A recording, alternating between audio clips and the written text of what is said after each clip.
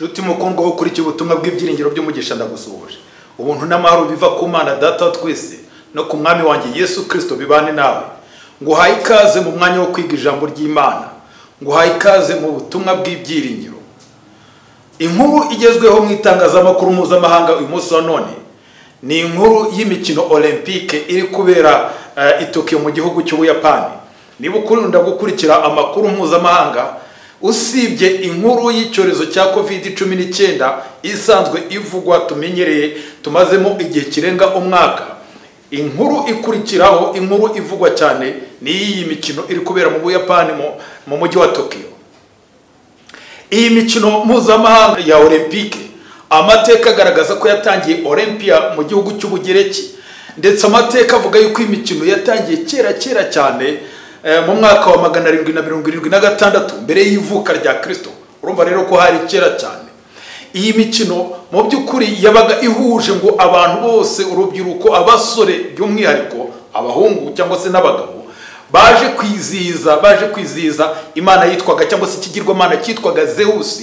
Iki kigirwamana kikaba cyarafatwaga nk'imana nkuru cyangwa se w'imana zose ndetse n'imana kazi z'Abagiriki. Habaga rero ari nk'umuhango mu by'ukuri ugendanye n'iby'iyobokamana. Amateka agaragaza yuko imikino Olympique mu buryo bugezweho cyangwa se nk'uko tuyizi muri iki gihe yatangiye ahagana mu 800 cyangwa se yaravuguruwe, itangira ahagana mu mwaka wa 890 niba nibuka neza. Uyu munsi wa none ndifuza kukuganiriza ku yindi mikino, ku masiganwa ameze nk'ariya yo mu mikino Olympique. Ni mu butumwa dusanga mu rwandiko intumwa Paulo yandikiye Timoteyo, urwandiko rwa kabiri intumwa Paulo yandikiye Timoteyo mu gice cya 4 umurongo wa 6 kugeza uwa 8, yaranditse ati: kuko jyeweho maze kumera nk'ibisukwa ku gicaniro, igihe cyo kugenda kwanjye gisohoye. Narwanye intambara nziza, narangije urugendo, narenze ibyo kwizera, ibisigaye mbiciye ikamba ryo gukiranuka, iry'umwami wacu umucamanza utabera azama kuri urya munsi, nyamara si jye jyenyine, ahubwo n'abakunze kuzaboneka kwe bose. Mwami Imana ihira ijambo ryayo. Reka mbere yuko twinjira mu butumwa nyirizina, ngusabe ngo aho uri hose, mu cyubahiro gikwiriye Imana nk'umuremyi wawe, tuyambaze. Uwera Mana ishobora byose, ishimwe, ikuzo n'ubutware n'ibyawe iteka ryose. Reka tugushime kubera yuko dukunda bihebuje, tugushimire ko utwitaho, tugushimire kubana natwe mu miraba n'imivurungano n'ibibazo byose byo muri iyi si, kandi tugushimire yuko waduteguriye ikamba ryiza uzaduha ku munsi umwami wacu azaba agarutse. Utubashishe kuriharanira, tubisabye mu izina rya Yesu, amen. Ubutumwa ngufite muri aka kanya buravuga ngo umudari ntegereje kwegukana mu masiganwa y'isi. Umudari ntegereje kwegukana mu masiganwa y'isi. Ahangaha tubonye ubutumwa Paulo yandikiye Timoteyo. Ahangaha Paulo ubwo yandikaga urwandiko rwa kabiri ndetse ni narwo rwandiko rwa nyuma muzo yanditse. Iki gihe Paulo yari ari muri gereza i Roma. Yari ari muri gereza ahagana mu mwaka 64 ndetse na 66 hagati aho ngaho. Iki gihe yari yarahamagawe kwitaba mu rukiko rw'umwami w'abami witwaga Nero. Kiriya gihe ari muri rya rukiko, ubwo yandikaga urwandiko, Paulo yari yaramaze kugezwa imbere y'urukiko, yari yaramaze kuburana, ariko yari atarakatirwa, yari atarasomerwa igihano azahabwa. Paulo rero akurikije uko yaburanye ndetse akurikije n'uko ibintu byari bimeze muri kiriya gihe, yabonaga yuko nta kindi ategereje usibye igihano cy'urupfu. Nuko mu gutegereza icyo gihano, ashaka gusiga atanze umurage ahaye Timoteyo. Uyu nguyu Timoteyo yari umusore Paulo yabwirije ubutumwa, amwinjiza mu ivugabutumwa. Amaze kumwinjiza mu ivugabutumwa ndetse amushinga kuyobora itorero. Iki gihe Paulo yari umupasiteri cyangwa se umuyobozi w'itorero rya Gikristo mu mujyi wa Efeso mu gihugu cya Turukiya. Nuko mwandikira rero ashaka kumusigira umurage, ndetse ari nawo murage yasigiye itorero rya Gikristo muri rusange. Nuko yamwandikiye agira ngo azamugereho mbere yuko yicwa, kubera ko yabonaga yuko urupfu ruri hafi. Nuko arandika agira ati: kuko jyeweho maze kumera nk'ibisukwa ku gicaniro igihe cyo kugenda kwanjye gisohoye. Ahangaha Pawulo mu kuvuga gutya, kuvuga ngo jyewe meze nk'ibisukwa ku gicaniro, yashakaga kubwira Timoteyo ko we byibura agifite umudendezo. Yashakaga kubwira Timoteyo we ko atabashije gukomeza umurimo w'ivugabutumwa, ahubwo yuko byibura Timoteyo wagifite uburyo bwo gukora. Ati jyewe aho ndi ntabwo bikishobokeye, meze nk'ibisukwa ku gicaniro. Ese ibisukwa ku gicaniro Pawulo yashakaga kuvuga niki? Yashakaga gukomoza ku maturo y'ibisukika yajyaga atangwa kera mu buturo bwera muri Isiraheli batamba ibitambo. Ayo maturo y'ibisukika yatangwaga icyo gihe hari harimo amavuta ya elayo bavangaga n'ifu, kandi habagaho na vino nayo bakoreshaga icyo gihe. Pawulo rero yabonaga yuko amaraso ye agiye gusukwa, ko agiye kuba igitambo kubera ubutumwa bwiza yiyemeje kubwiriza. Ati igihe cyo kugenda kwanjye gisohoye. Pawulo yibonye nk'umuntu mu by'ukuri urangije ingando, kumwe abantu barangije ingando bashinguye impambo z'amahema bagiye, cyangwa se nk'ubwato bugiye guhaguruka ku cyambu bafunguye imigozi ibufashe kugira ngo ubwato bukomeze urugendo mu nyanja. Pawulo rero aravuga ati igihe cyanjye cyo kugenda kirasohoye, ngiye guhaguruka ndagiye, ariko narwanye intambara nziza, narangije urugendo, narinzi ibyo kwizera. Pawulo ashaka kwerekana yuko mu kuba ambasaderi wa Kristo, mu kuba intumwa y'ijuru, mu gukora umurimo w'ivugabutumwa, yahuye n'ingorane, yabaye mu ntambara z'urudaca za buri gihe. Izo ntambara zikaba zaramuhanganishaga n'abategetsi, izo ntambara zikaba zaramuhanganishaga n'abanyabubasha, izo ntambara kandi zikaba zaramuhanganishaga n'imyuka y'ahantu ho mu ijuru, imyuka y'umwijima, abadayimoni, ko yarwanye intambara z'urudaca. Uko niko bigenda nshuti yanjye. Iyo umuntu yiyemeje kuyoboka Kristo, iyo umuntu yiyemeje gukora Kristo, agomba kwitegura intambara. Ntabwo Satani ajya arwanya umuntu utamurwanya, ntabwo umuntu utari umukristo Satani amufunguraho intambara, kuko ntabwo ashobora kwirwanya. Ariko kandi igihe wiyemeje rero inzira y'ubukristo, witegura intambara, niko bigenda. Ati narangije urugendo, narinzi ibyo kwizera. Ahangaha mu zindi ngeri za Bibiliya cyangwa se mu zindi version, ahangaha baravuga ngo narangije urugendo. Aha yavuze ngo nageze aho dusiganirwa kugera. Uru rugendo Pawulo yavugaga ni nk'amakuruse, ni amasiganwa. Ati nararurangije. Uru rugendo yavugaga ni urugendo ni isiganwa Kristo Imana yamwandikiye. Pawulo yabonaga yuko umugambi w'Imana w'ubuzima bwe, umugambi Imana yashyize ku buzima bwe, yawunyuzemo neza, ko atigeze atenguha umwami we, ko atigeze atenguha Imana ye. Ndagira ngo nkumenyeshe ko twese dufite gahunda Imana yadushyiriyeho y'ubuzima. Buri muntu wese ashobora kwemera kuyigenderamo agendanye n'Imana, ariko kandi nanone umuntu ashobora kuyivamo akava muri uwo muhanda Imana yawumushyiremo. Ntabwo Imana ikoresha igitugu. Pawulo rero aravuga ati narangije urugendo, isiganwa ry'ubu buzima naryirutsemo neza, ndangiza isiganwa, narinze ibyo kwizera. Pawulo rero yabonye yuko mu by'ukuri muri urwo rugendo yumvaga yishimiye yuko muri iyo mibereho ye nta na rimwe yigeze ateshuka ku nshingano yari afite. Ntabwo yigeze acika intege, ntabwo yigeze adohoka ku mugambi we. Yishimiraga rero yuko mu by'ukuri ageze ku ntego ye, nubwo agiye gupfa, ariko yishimiraga ko abanye n'Imana neza. Ati ibisigaye mbikiwe ikamba ryo gukiranuka, iry'umwami wacu umucamanza utabera azama kuri urya munsi. Ati igisigaye mbikiwe ikamba ryo gukiranuka. Yabonaga yuko mu by'ukuri ubutabera bwo mu isi nta cyiza kizavamo. Ntabwo yari yiteguye yuko Nero yamucira urubanza rwiza. Mu by'ukuri Nero yari yaramubujije umudendezo, yari yaramubujije gukomeza kubwiriza ubutumwa kandi yarabishakaga, yari yaramubujije gusabana n'inshuti ze kandi yarabishakaga. Nuko aravuga ati nubwo ibingibi ntabashije kubibona, ariko nakomeye kuri Kristo umwami wanjye. Ibisigaye mbikiwe ikamba ryo gukiranuka. Nyuma yo kurangiza isiganwa, nyuma yo kurangiza amarushanwa, ntegereje igihembo, ntegereje ingororano, ntegereje umudari. Uwo mudari nzahabwa akaba ari ikamba ryo gukiranuka, iry'umwami wacu umucamanza utabera azama kuri urya munsi. Pawulo yazamuye ibitekerezo bye abigeza hejuru kuri urya munsi ubwo Kristo azagaruka. Ntabwo Pawulo yari yizeye yuko yizeraga yuko ikamba umwami azatanga Yesu azamuha yari kuribona akimara gupfa, ntabwo Pawulo yari yizeye kujya mu ijuru uwo mwanya akimara gupfa nk'uko abakristo bamwe bajya babyizera ndetse bajya babyigisha, ahubwo Pawulo yizeraga yuko ikamba ryo gukiranuka azarihabwa n'umwami wacu Yesu Kristo, umucamanza utabera, kuri urya munsi ubwo azaba agarutse. Ni urya munsi Pawulo yavugaga ahangaha ati nyamara si jye nyine, ariko tutaragera ahangaha ndagira ngo nkubwire yuko uyu munsi wa none nk'uko nabikomojeho mu kanya, abana b'Imana turi mu ntambara ikomeye yatangiye kera cyane, itangira ahantu kure ahantu hitwa mu ijuru, ihanganishije ikibi n'ikiza.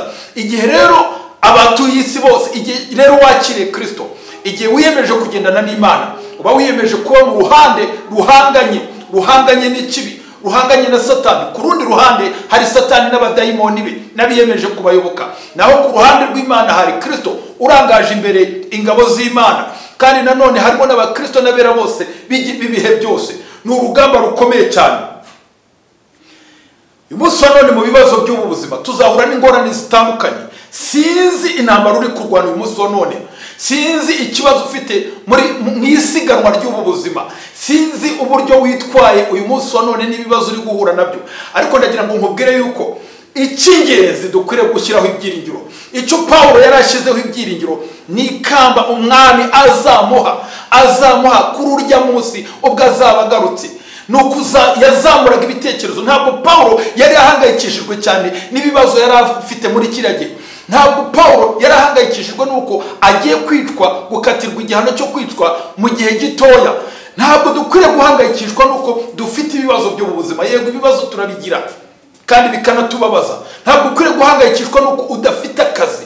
Ntabwo ukwiriye guhangayikishwa cyane nuko waba urwaye. Ntabwo ukwiriye guhangayikishwa cyane nuko uwo mwashakanye agufashe nabi cyangwa se yaguhemukiye. Ntabwo ukwiriye guhangayikishwa nuko wagize ibikomere by'urukundo. Oya, ikintu ukwiriye gushyiraho ibitekerezo mbere y'ibindi byose ni ikamba, ni ingororano uzahabwa ku iherezo ry'ibi bibazo byose, ku iherezo ry'urugendo, ku iherezo ry'isiganwa. Ati mbicyo ikamba ryo gukiranuka iry'umwami wacu, umucamanza utabera, azamakuru urya munsi. Nkira ahangaha ndibuka igitekerezo cy'umubwirizabutumwa umwe witwaga John Wesley. Igihe kimwe ngo yari arimo agenda ari kumwe n'umukristo cyangwa se n'umuntu wari wamurembeje amubwira ibibazo bikomeye. John Wesley azwi nko mu batangije itorero ry'abametodiste niba nibuka neza. Ngo yari ari kumwe n'umugabo wamubwiraga ibibazo, wari waje kumureba amubwira ibibazo, amubwira ati ndakomerewe rwose, mfite ibibazo mu rugo, ntabwo nzi icyo nzakora kugira ngo mbashe gukemura ibibazo mfite, rwose birandemereye cyane. Nuko muri ako kanya ngo barimo bagenda, ubwo Wesley arimo aritegereza, aramva uwo muntu ariko mu by'ukuri asa naho yamuzigirije. Nuko ngo agiye kubona inka ngo yari irimo izamuka, iri kurunguruka, iri kurebera hejuru y'urukuta rw'amabuye. Nuko aramubwira ati witegereje iriya nka? Undi ati ndayireba. Uzi impamvu iri kuzamura ijosi hejuru y'urukuta? Undi ati ntabwo nyizi. Ni ukubera yuko itabasha kureba mu rukuta. Ati kubera yuko itabasha kureba mu rukuta, kubera ko ari amabuye, urukuta rurafunze, irimo irashakisha uburyo yareba hakurya, ahari hari ibintu yumvise bivugirayo, irazamura ijosi kugira ngo irebe. Uko rero niko ukwiriye kubigenza nawe mu bibazo byawe. Ntabwo ibibazo byawe ukwiriye kubireba, kubyitaho cyane, ahubwo ukwiriye kubirenga, ukwiriye kubikwepa, ugaca ku ruhande ukazamuka ukareba hejuru yabyo, ukareba Kristo uri hejuru y'ibibazo byose. Uko niko bigenda kwizera, nshuti yanjye, kuratuzamura, kukadushyira hejuru cyane, hejuru y'ibibazo byose, kuratuzamura tukareba kuri Kristo, umuti w'ibibazo byose. Pawulo ati narwanye intambara nziza. Iyi ntambara Pawulo yavugaga yari intambara yo kwizera. Ni intambara yo kwizera, akaba ari nayo mukristo akwiriye kurwana, buri mukristo wese akwiriye kurwana. Ati ntegereje ikamba ry'ubugingo, ikamba ryo gukiranuka iry'umucamanza utabera, azamakuru urya munsi. Ahangaha Pawulo mu kuvuga iry'amakamba yarakomoje kuri ya mikino olympique natangiye nkubwira. Ku gihe cye iriya mikino yarabaga, ku gihe cya Pawulo amasiganwa yarabaga. Iyo umuntu yabaga yaratsinze rero muri icyo gihe, yakundaga guhabwa, bamuhaga ikamba, batangaga amakamba. Ntabwo batangaga imidari nk'iyo tubona muri iyi minsi ya none. Amakamba batangaga muri icyo gihe akenshi yabaga akoze mu byatsi cyangwa se akaba akoze mu tuntu tw'uduti. Kandi nk'uko tubizi ibyatsi bimara igihe gitoya bikuma. Nuko rero icyo gihe Pawulo ashyira ibitekerezo arareba ati jyewe ikamba ntegereje, ikamba umwami wanjye azampa ntabwo ari amakamba nk'aya ngaya yangirika nyuma y'igihe gitoya, ahubwo ikamba Kristo azampa ni ikamba ritangirika, ni ikamba ryo gukiranuka, ni ikamba mu by'ukuri ry'ubugingo. Ikamba rero Pawulo yari ategereje ni ikamba ryo gukiranuka, ni ikamba ritangirika, ni ikamba ryo kubaho by'iteka ryose, ati ry'umucamanza azampa kuri urya munsi. Ntabwo Pawulo ahangaha arashimangira ko Pawulo atarategereje guhabwa ikamba uwo mwanya akimara gupfa, cyangwa se muri kiriya gihe amaze gupfa. Amateka agaragaza yuko Pawulo muri kiriya gihe mu by'ukuri yaje gucirwa urubanza rukomeye rubi cyane, urubanza rwo gupfa. Pawulo ubundi amateka ye agaragaza ko yavutse ahagana mu mwaka wa 6 nyuma ya Kristo. Nuko ahangaha iki gihe rero ubwo yacirwaga urubanza muri za 64 na 66 yari afite mu myaka ikabakaba 60. Ariko ukurikije ubuzima bubi cyane yabagaho, ukurikije intambara yarwanaga, ukurikije akarengane kariho muri kiriya gihe, Pawulo yafatwaga nk'umusaza rwose ukomeye. Ariko mu by'ukuri umuntu yarakiri mutoya, kuko umuntu w'imyaka 60 mu by'ukuri abatarasaza cyane. Amateka agaragaza rero ko Pawulo yaje gukatirwa nk'uko yabitekerezaga igihano cyo kwicwa. Yaje gukatirwa igihano cyo kwicwa n'umwami Nero. Bibiliya ntabwo ivuga uko Pawulo yishwe, ariko amateka dukesha umuntu umwe, umunyamateka y'itorero witwaga Eusebius cyangwa se Ezebe. Uyu nguyu yari umukuru w'itorero cyangwa se umuyobozi w'itorero ryahitwaga Kaisariya Maritima. Ahangaha ni umujyi uherereye mu majyaruguru ya Tel Aviv, umurwa mukuru wa Isirayeli. Ahangaha uvuye Tel Aviv ugera Kaisariya hari ibirometero bigera nko kuri 40. Aha rero niho Eusebius yayoboraga mu mwaka wa 314. Numwe mu banyamateka bazwi b'itorero kandi mu basobanuzi bya Bibiliya ba mbere babayeho.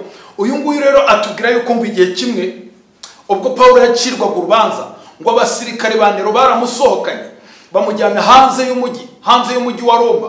Nuko ubwo bamujyanaga hanze y'umujyi wa Roma, ngo mbere yuko bamwica Pawulo yabasabye gusenga. Amaze gusenga rwose, amaze kwemeranya n'umwuka w'Imana, amaze kumva ko yiyejeje, yitunganije, yiyunze n'Imana, Pawulo ngo yahise atega umutwe barawukata. Yaciwe umutwe, apfa mu buryo bubabaje cyane, apfa arenganye cyane. Ati umucamanza utabera azampa kuri urya munsi. Pawulo yavugaga ko yaciriwe urubanza, yararenganijwe, yaciriwe urubanza arenganijwe cyane. Nero yamurenganije ati kubera yuko icyaha Pawulo yaziraga ni Nero ubwe wari wagikoze.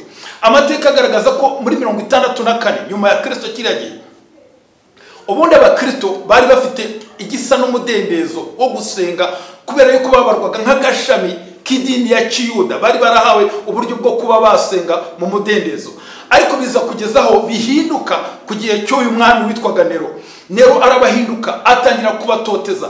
Yatwitse umujyi wa Roma. Amaze kuwutwika ashyira ikirego ku bakristo, avuga yuko aribo bawutwitse. Abwira bene wabo b'Abaromani ko abakristo aribo batwitse umujyi wa Roma. Bituma babarakarira, bituma babahiga, bituma nawe ari uwa mbere mu kubahiga kugira ngo abice. Abakristo benshi barishwe, barenganijwe, bazira gutwika umujyi wa Roma batigeze batwikwa, kandi wawutwitse ari nawe mu by'ukuri uri kubacira urubanza. Nuko Pawulo rero ati umucamanza utabera. Nero yaramurenganije cyane, urukiko rwo mu isi rwaramurenganije. Nshuti yanjye, ushobora kurengana, abantu bashobora kukurenganya, abantu bashobora kukubeshyera, inkiko zo mu isi zishobora kwibeshya, urubanza ntirucibwe neza uko bikwiriye. Abantu bashobora kugutangira ubuhamya bw'ibihimbano, ariko ndagira ngo mubwire yuko hari urundi rubanza. Pawulo yazirikanaga yuko imbere hari urundi rubanza, kwiherezo ry'ubuzima, kwiherezo ry'isiganwa, hari umucamanza utabera.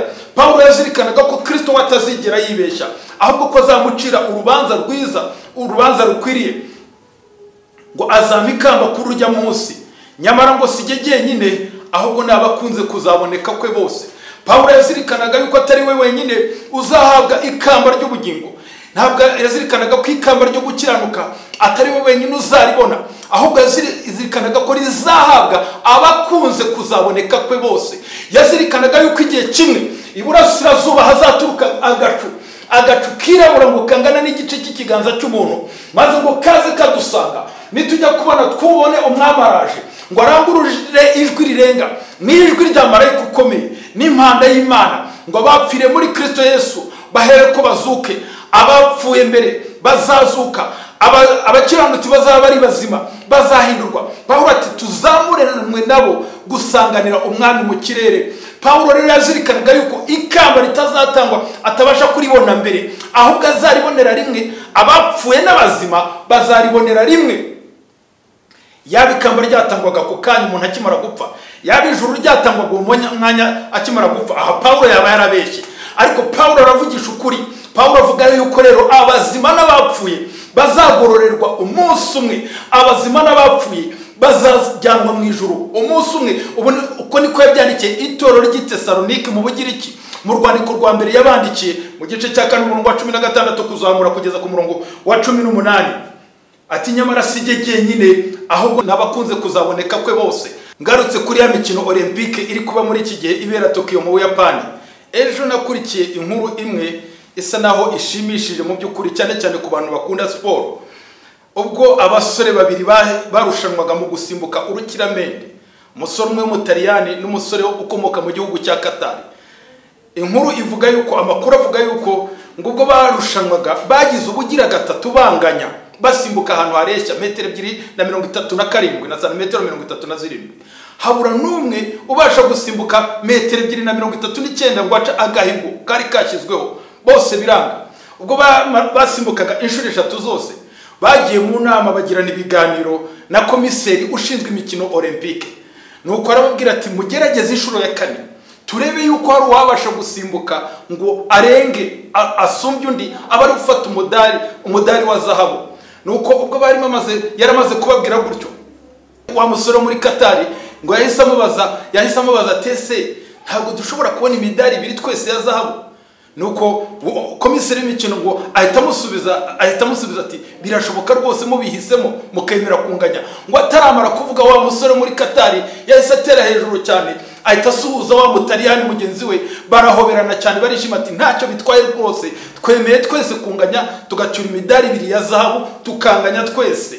Shuti yanjye Pawulo rero nawe niko avuga, ntabwo ari we wenyine uzahembwa wenyine. Pawulo yazirikanaga ko atari we umuntu w'Imana wenyine wabayeho. Pawulo yazirikanaga ko atari umukiranutsi wenyine, ahubwo ko abantu bose bazagororerwa, ntabwo azagororerwa wenyine, ahubwo abantu bose bakunze kuzaboneka kwa Kristo bose, abantu bose bizera Kristo, abantu bose bategereje Kristo, bose bazagororerwa, kandi bazagororerwa kimwe, bose bazahabwa umudari umwe wa zahabu, ikamba rya zahabu, ikamba ritangirika. Ngo ahubwo nabakunze kuzaboneka kwe bose. Shuti yanjye ndagira ngo nkubwire yuko ibyiringiro Pawulo yari afite ari byo bikwiriye kuranga ubwoko bw'Imana uyu munsi wa none. Ibyiringiro, ikintu dukwiriye gushyiraho agaciro uyu munsi wa none, ikintu dukwiriye gutekereza cyane mu by'ukuri ntabwo ari ikamba, ahubwo ikintu dukwiriye gushyiraho umutima ari nacyo Pawulo yari afite. Nuzaduha ikamba, nuzatanga ikamba, ati ntegereje ikamba ryo gukiranuka, iri cy'umucamanza utabera azamakuru rya Mose. Niwe yari afiteho ibyiringiro kurenza ibindi byose. Ntabwo dukwiriye gutekereza cyane ku ngororano, yego ni byiza kwitekerezaho, ariko icyo dukwiriye guha agaciro cyane ni uzatanga ingororano. Hari mu mwaka w'857 mu gihugu cy'Ubwongereza, icyo gihe cyayoborwaga n'umwamikazi witwaga Victoria. Ngo igihe kimwe hari habayeho ibirori byo kwambika imidari abasirikare babo, ingabo zavuye ku rugerero. Nuko ubwo umwamikazi Victoria yararimo yitegereza uko abasirikare baza imbere kugira ngo bambike imidari, haje guhaguruka umusirikare umwe wavuye ku rugerero, warangije umurimo inshingano ze za gisirikare, ariko yari yarakomerekeye mu ntambara zitandukanye. Ngo yari abifite ubumuga bwinshi cyane, yari yaragize ibikomere bikomeye cyane.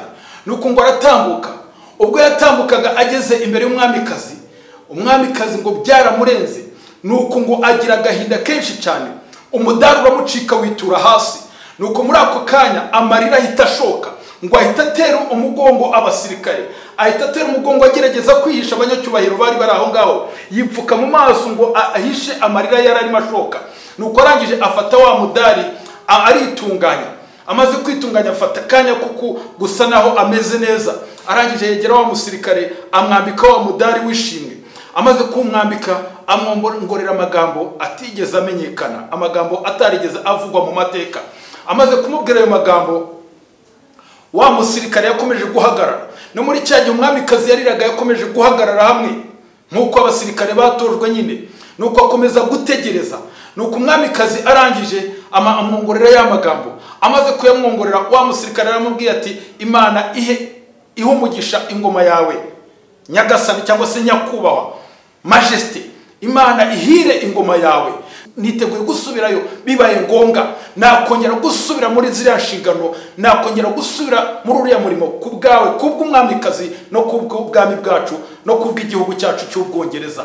Yari yiteguye kongera kuba yasubira muri ziriya nshingano nubwo yari yarahuye n'ibibazo bikomeye cyane. Shuti yanjye ndagira ngo mubwire ko icyari gifite agaciro hariya kuri uriya musirikare nta kindi, ntabwo ikintu cyari kimushimishije cyane ari uriya mudari, oya, ahubwo icyari kimushishikaje cyatumye mu by'ukuri yiyemeza avuga ko yanasubirayo bibaye ngombwa, ni ukubera yuko umurimo yakoreye igihugu wahawe agaciro cyane, ukazirikanwa n'umwamikazi, umuyobozi mukuru, umuyobozi w'ikirenga w'igihugu, akaba yarabizirikanye. Shuti yanjye, kuba Kristo ntabwo ikintu gidushishikaje ari ikamba. Ikintu dukwiriye gushyiraho ibyiringiro byacu ntabwo ari ikamba tuzambikwa, ahubwo n'uzatwambika ikamba, Kristo umwami w'abami uzatwambika ikamba. Icyo nicyo gifite agaciro gakomeye cyane. Ahubwo n'abakunze kuzaboneka kwe bose, ntabwo ari jye nyine uzahabwa ikamba ryo gukiranuka. Nkiraha ngaha ndagira ngo mubwire ko dukwiriye kugira ibyiringiro Pawulo yari afite. Biriya byiringiro Pawulo yari afite nibyo ukwiriye kugira. Nigeze kubikubwira ngo sinzi ibihe uri kunyuramo muri uyu munsi wa none, sinzi uko isiganwa ryawe ry'ubuzima rimeze, sinzi uko uri kugenda mu mugambi Imana yagushyiriyeho, sinzi ibibazo ufite muri iki gihe cya none, ariko ndagira ngo nkumenyeshe yuko hari ikamba. Ukwiriye guhanga amaso ku ikamba Yesu azatanga. Ukwiriye kugira ibyiringiro nk'ibya Pawulo. Indi nkuru nanone, umupasiteri umwe yagiye gusura umurwayi, umugabo wari urwaye arembye, umusaza wari urwaye yenda gupfa, arembye cyane yenda gupfa. Nuko aramwegera aramusengera, arangije aramubaza ati, ufite ukuhe kwemera? Nuko aramubwira ati, mfite kwemera kwa Pawulo. Undi atari kumba pastor ati, mbanza utanyumvise neza, ubarizwa mu kuhe kwemera? Kubera yuko habaho kwemera kwa Methodiste, habaho kwemera kwa Presbyterienne, habaho kwemera kwa Batista, habaho kwemera kwa Luteriyani. Wowe uba mu kuhe kwemera? Yashakaga kumubwira igice cy'itorero cyangwa se kidini abarizwamo. Nuko umusaza aramubwira ati, nakumvise neza, ndi mu kwemera kwa Pawulo. Nuko arangije aramubwira ati, none se kwemera kwa Pawulo ni ukuhe? Nuko umusaza amusubiramo amagambo Pawulo yavuze nanone muri urwandiko rwa kabiri igice cya mbere ku murongo wa 12 ati, nzuwo nizeye uwo ari we, kandi nzi neza yuko abasha kurinda ikibitsanyo namubikije kugeza kuri urya munsi. Shuti yanjye, Pawulo ati, nzi neza uwo nizeye uwo ari we, nzuwo neza uwo nemeye, kandi nzi neza ko ashobora kubika ikamba. Iryo kamba nta kindi ni ikamba ry'ubugingo. N'ubugingo nukuzabaho iteka ryose. Namubikije ubugingo bwanjye, nabushyize muri Kristo. Kubw'ibyo rero abasha kuzampa ikamba ry'ubugingo. Iri kamba azatanga ni ukubaho by'iteka ryose. Nubwo kwambika amakamba hariya bishushanya ku intsinzi, amakamba azahabwa abaneshi rero bazahabwa kubaho by'iteka ryose. Niryo kamba ry'ubugingo rivugwa aha ngaha. Iri niryo Pawulo yari yiringiye. Ibyo byiringiro bya Pawulo, uko kwemera kwa Pawulo, niko tugiye kugira uyu munsi, dukwiriye kugira uyu munsi wa none. Mu gusoza ndagira ngo nkubwire yuko nyuma y'imibabaro yo kumusaraba, nyuma y'agahinda n'ingorane zikomeye cyane, hari ikamba ry'ubugingo. Nyuma yo kurira hari indirimbo. Nyuma y'imibabaro umuntu ashobora kugira ikomeye cyane y'ijoro ry'umubabaro, hazabaho umucyo, umuseke uzatambika. Nyuma yo kurira no kugira agahinda kubera kubura uwo wakundaga, kubera gupfusha uwo mwashakanye, hazabaho umunsi wo guhozwa. Nyuma y'imiraba yo muri ubu buzima, nyuma y'ingorane y'ibibazo byose ubasha guhura nabyo muri ubu buzima, ndagira ngo mubwire yuko hazabaho umutuzo. Nyuma yo gutegereza igihe kirekire gutegereza amasezerano y'Imana ko asohora, gutegereza ibyifuzo byawe ko bizasohora. Hazabaho umunsi wo gusohora kw'ibyo wategereje, hazabaho umunsi wo gusubizwa. Ndagira ngo mumenyeshe yuko nyuma yo kuzerera muri iyi si, gushakisha hirya no hino, ushakisha ubuzima, hazabaho umunsi umwe wo kubona inzira, kandi iyo nzira umuntu ntazayiyoba. Ndagira ngo mubwire yuko tuzagira iwacu umunsi umwe, tuzagera ku iherezo aho dusiganirwa kugera. Nyuma yo guhura n'ingorane zitandukanye muri ubu buzima, nyuma y'ibigeragezo n'ibibazo byose n'ibirushya n'imiruho y'iyi si, ndagira ngo mubwire ko urukundo rw'Imana ruzatwomora inguma, ruzatwomora ibikomere byose twagiriye muri iyi si. Nyuma y'umwijima hazabaho umucyo. Ndagira ngo mubwire ko nubwo habaho ijoro ry'umwijima, ry'ibibazo rikomeye cyane, by'uburwayi bukomeye cyane, ry'ubukene bukomeye cyane, ry'ubushomeri bukomeye cyane, ndagira ngo mubwire ko hazabaho umucyo. Hari igihe tuzabaho tudahangayikishijwe n'ubushomeri, tudahangayikishijwe n'uburwayi, tudahangayikishijwe n'ibizadutunga mu minsi iri imbere. Nyuma yo kurira n'ikiriyo, turirira abacu, uririra umuntu wawe wapfuye cyangwa se abana bawe bapfuye, ndagira ngo mubwire yuko hazabaho umunsi w'ibyishimo. Hari igihe ikiriyo kitazongera kubaho burundu rwose, hari igihe abantu batazongera gupfusha, hari igihe abantu batazongera gupfa. Nyuma yo kunyura mu mibabaro n'ibishuko n'ibibazo byose n'ibigeragezo byose, ndagira ngo mubwire yuko hazabaho umunsi umwe wo kureba mu maso heza ha Kristo.